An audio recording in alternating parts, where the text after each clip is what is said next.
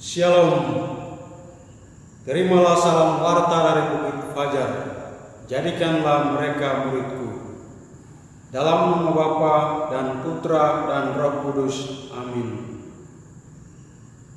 Inilah Injil Tuhan kita Yesus Kristus menurut Matius. Dimuliakanlah Tuhan. Ketika Yesus dan murid-muridnya kembali kepada orang banyak itu, datanglah seorang mendapatkan Yesus dan menyembah.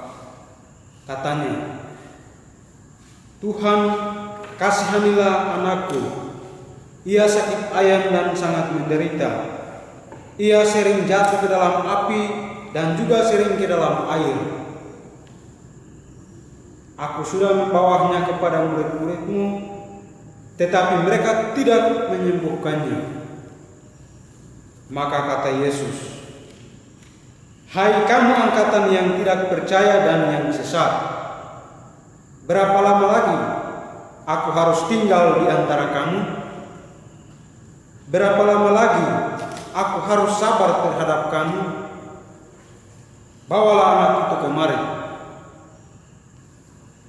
Dengan keras Yesus menegur dia, lalu keluarlah setan itu daripadanya, dan anak itu pun sembuh seketika itu juga. Kemudian murid-murid Yesus datang, dan ketika mereka sendirian dengan dia, bertanyalah mereka, "Mengapa kami tidak dapat mengusir setan itu?" Ia berkata kepada mereka, "Karena kamu kurang percaya. Sebab aku berkata kepadamu, sesungguhnya sekiranya kamu mempunyai iman sebesar biji sawi saja, kamu dapat berkata kepada gunung ini, 'Pindah dari tempat ini ke sana,' maka gunung ini akan pindah, dan takkan ada yang mustahil bagimu."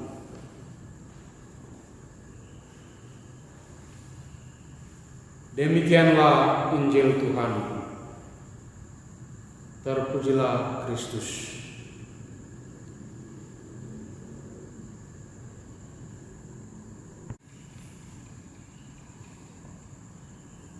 Ibu bapa, saudara dan saudariku yang terkasih di dalam Tuhan kita Yesus Kristus, tema renungan yang diangkat pada kali ini adalah menjadi manusia yang beriman sejati.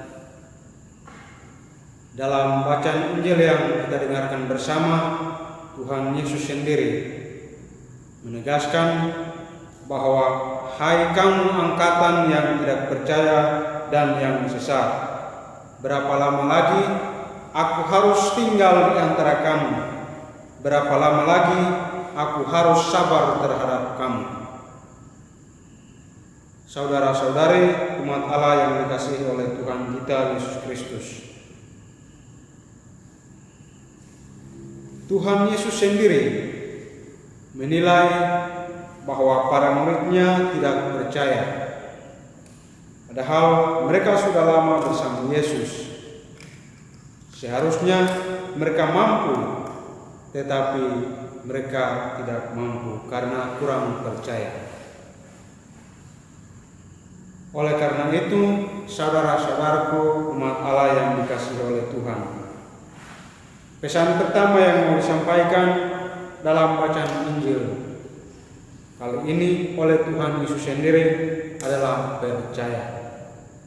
Kita sebagai para pengikut Kristus, kita dituntut oleh Tuhan kita Yesus Kristus sendiri agar tetap percaya dan mengimani Yesus Kristus sebagai Sang Juru Selamat, sebagai satu-satunya yang selalu dan senantiasa menjadi jawaban atas seluruh persoalan pergumulan hidup kita.